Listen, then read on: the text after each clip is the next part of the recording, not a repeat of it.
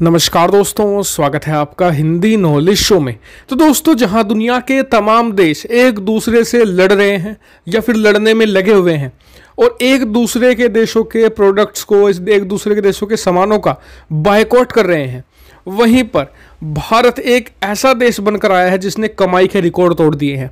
हर हफ्ते, पिछले मैं आपको लगभग 3-4 हफ्तों से लगातार अपडेट दे रहा हूं, हर हफ्ते भारत 30,000 करोड़ से ऊपर जा रहा है, जबकि इस हफ्ते तो और रिकॉर्ड तोड़ दिया। भारत करीबन 50,000 करोड़ के भी ऊपर चला गया है।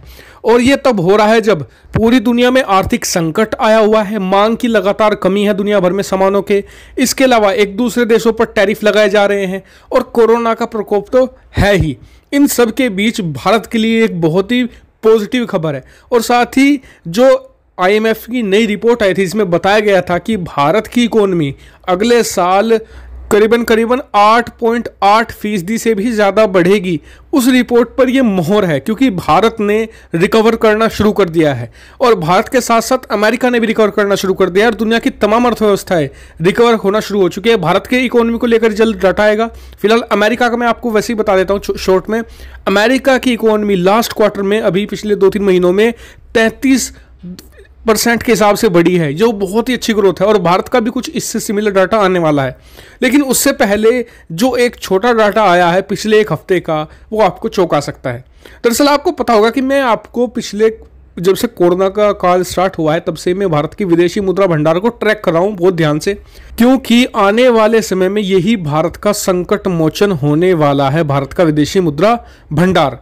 और लगभग ये हर हफ्ते तेजी से बढ़ा है, लेकिन पिछले एक महीने में इसकी जो बढ़ने की रफ्तार है वो बहुत ज़्यादा तेज़ है।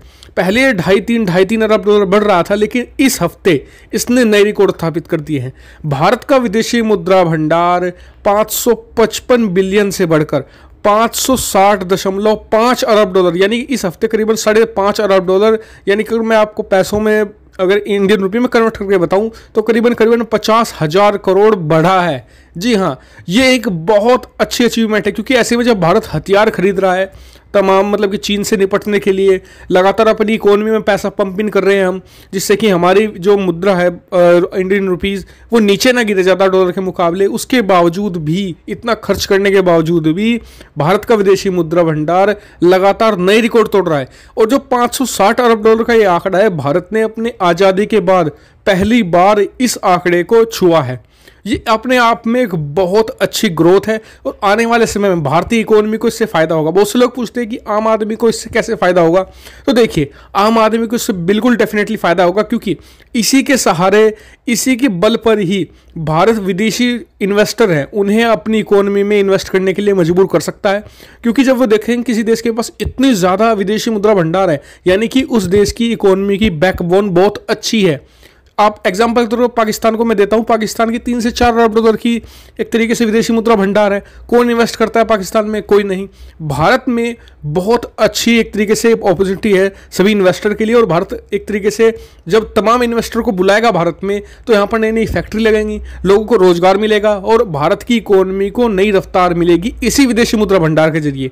तो इसलिए ये इनडायरेक्ट तौर पर और डायरेक्ट तौर पर भी आम आदमी के लिए बहुत ज़्यादा हितकारी होता है। ये जितना ज़्यादा बढ़ेगा, भारत की प्रतिष्ठा और भारत की इकोनॉमी उतनी तेज़ी से आगे बढ़ेगी। तो इस पर आपका क्या मानना है, कमेंट करके जरूर बताएगा। वीडियो को शेयर कीजिएगा और चैनल को जरूर सब्सक्राइब कीजिएगा। Thank you for watching video.